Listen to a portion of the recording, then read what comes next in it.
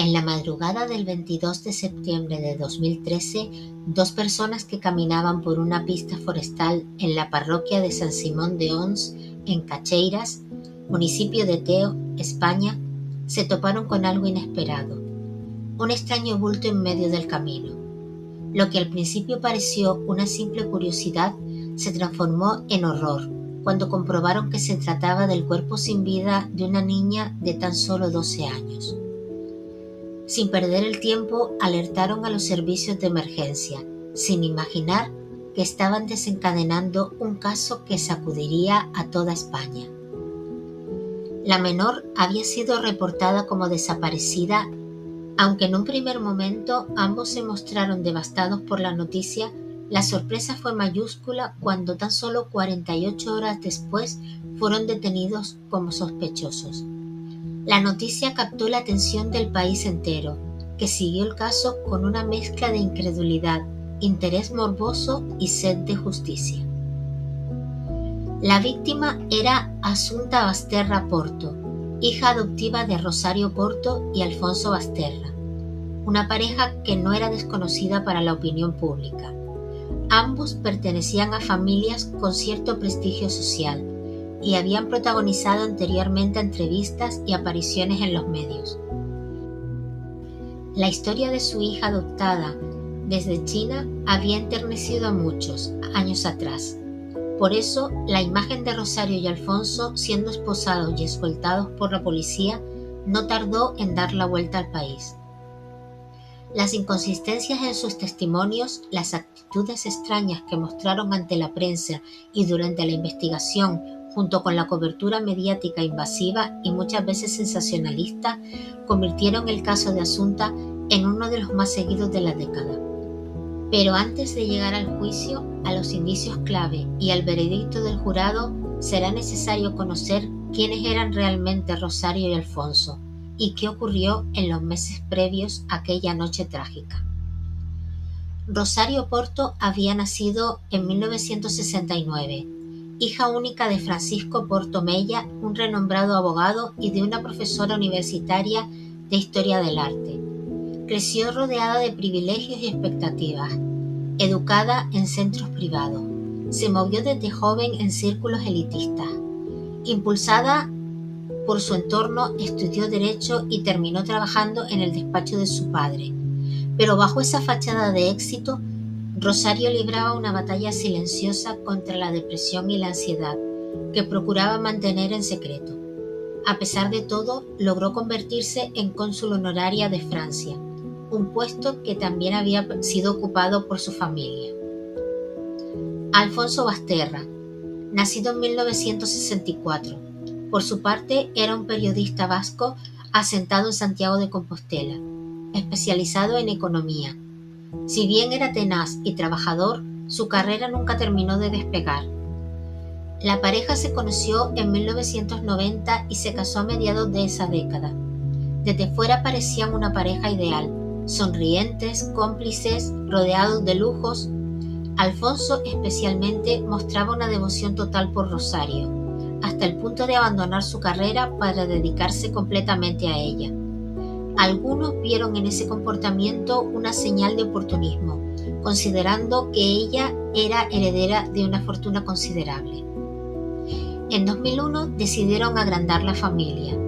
Debido a que Rosario padecía lupus, una enfermedad que dificultaba enormemente su embarazo, optaron por la adopción internacional.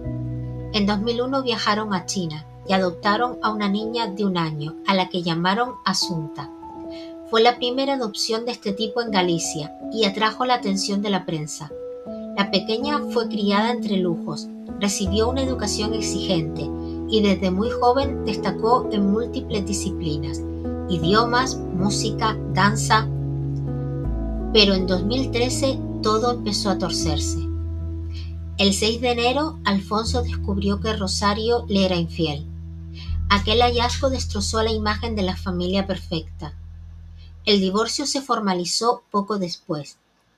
El 14 de febrero, Alfonso, incapaz de asumir la ruptura, comenzó a enviarle correos llenos de reproches, súplicas y más tarde insultos. La situación económica también se desmoronó. Ya sin los recursos de Rosario, Alfonso no podía mantener su estilo de vida. Ambos llegaron a un acuerdo. Rosario seguiría pasándole una cantidad mensual si él se encargaba del cuidado de Asunta. Se mudó cerca de su exmujer y retomaron una rutina algo funcional. Pero en junio, Rosario sufrió una fuerte recaída. Fue ingresada por problemas derivados del lupus. Alfonso, en un gesto inesperado, se hizo cargo de todo: su hija, los asuntos personales y hasta del trabajo de Rosario. Pero esta vez exigió algo más: que ella rompiera definitivamente con su amante. Rosario aceptó. Tras recibir el alta, volvió a casa. Asunta la recibió con alegría, con lágrimas en los ojos, creyendo que todo podría volver a la normalidad. No sabía que lo peor aún estaba por venir. El 5 de julio, Asunta envió un mensaje inquietante a su mejor amiga. Alguien intentó matarme anoche. Aunque no hubo denuncia formal, más tarde Rosario narró lo que supuestamente ocurrió aquella madrugada. Según su versión, entre las 2:30 y las 4:30, escuchó un ruido extraño y se levantó alarmada. Al llegar al cuarto de su hija, encontró a un hombre corpulento vestido de negro, con guantes de látex y el rostro cubierto. El sujeto estaba sobre Asunta, presionando su cuello. Rosario gritó, forcejeó con él y el atacante huyó. Aquella escena quedó flotando entre lo real y lo onírico, como un mal sueño del que nadie despertó del todo. Después del supuesto intento de asesinato en julio de 2013, Rosario Porto fue a la Guardia Civil con un relato que dejó a todos perplejos. Según dijo, un hombre había entrado en su casa de Santiago, mientras ella y Asunta dormían, con la aparente intención de matar a la niña. La historia era desconcertante, pero desde el principio mostró fisuras. No había signos de entrada forzada, ni testigos, ni pruebas físicas del supuesto atacante. A pesar de ello, no se presentó ninguna denuncia formal. La niña, según testificaron profesores y familiares, parecía nerviosa en los días siguientes, pero nadie supo interpretar los signos a tiempo. Pasaron 2 meses. El 21 de septiembre, un sábado, Asunta estuvo primero con su padre, Alfonso Basterra, quien declaró haberla llevado a comer a su casa, y después la acompañó hasta la vivienda de Rosario, donde ella supuestamente pasaría la noche. Esa fue la última vez que, según su versión, vio con vida a su hija. Sin embargo, la investigación revelaría algo muy distinto. Las cámaras de seguridad mostraron a Rosario Porto conduciendo su coche con Asunta en el asiento del copiloto por la tarde. Poco después, según los registros, la niña ya no aparecía en las grabaciones.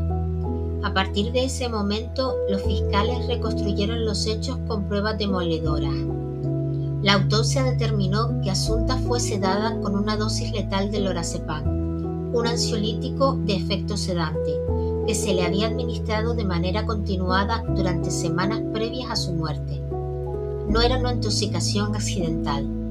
Todo indicaba que alguien había estado preparando su organismo para tolerar cada vez más cantidad del medicamento sin perder el conocimiento. Una dosificación progresiva, calculada. La tarde de su muerte, los forenses estimaron que Asunta fue drogada hasta quedar inconsciente, y una vez en ese estado fue asfixiada mecánicamente, probablemente con una cuerda o una tela, algo que no dejó marcas visibles inmediatas, pero que fue detectado por los forenses mediante el análisis del cuello y las vías respiratorias. El mecanismo empleado fue compatible con una maniobra de estrangulamiento suave pero letal, realizada mientras la víctima estaba completamente indefensa. Su cuerpo fue metido en el coche de Rosario y trasladado a una pista forestal de Cacheiras, a las afueras de Santiago. Allí lo abandonaron a un lado del camino, en plena noche. Rosario regresó a casa sin levantar sospechas inmediatas. Pocas horas después, el cadáver fue hallado por 2 viandantes. El caso conmocionó a todo el país. La policía rápidamente centró sus sospechas en los padres, cuyas versiones eran contradictorias, y cuyo comportamiento comenzó a resultar sospechoso desde los primeros interrogatorios. Los investigadores descubrieron búsquedas en sus ordenadores sobre ansiolíticos, dosis letales y métodos de asfixia. Además, en la basura de Rosario encontraron restos de blister de Orfidal, marca del lorazepam, y una cuerda con fibras compatibles con las halladas en el cuerpo de la niña. En menos de 48 horas, Rosario Porto y Alfonso Basterra fueron detenidos. Se les acusó de haber planificado juntos el asesinato de su hija. El juicio celebrado en 2015 fue uno de los más mediáticos de la historia reciente de España. Ambos fueron condenados a 18 años de prisión por asesinato con alevosía. La sentencia concluyó que habían drogado sistemáticamente a la niña durante al menos 3 meses y que su muerte fue premeditada, ejecutada en un entorno controlado por quienes debían protegerla. Rosario, quien en prisión comenzó a manifestar síntomas de deterioro mental, fue trasladada entre varias cárceles debido a sus repetidos intentos de suicidio. Cayó en una depresión profunda marcada por el aislamiento y el rechazo de los otros reclusos. Finalmente, el 18 de noviembre de 2020, fue hallada muerta en su celda de la prisión de Brieva, tras haberse ahorcado con una sábana. El sistema de vigilancia no logró impedirlo. Fue su tercer intento de suicidio.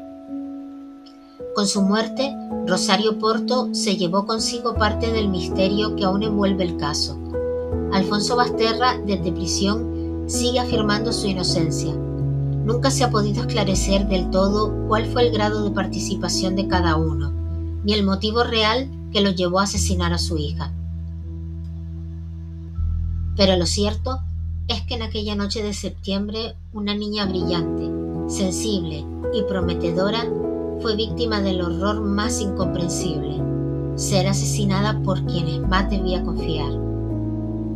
Asunta Basterra Porto tenía solo 12 años.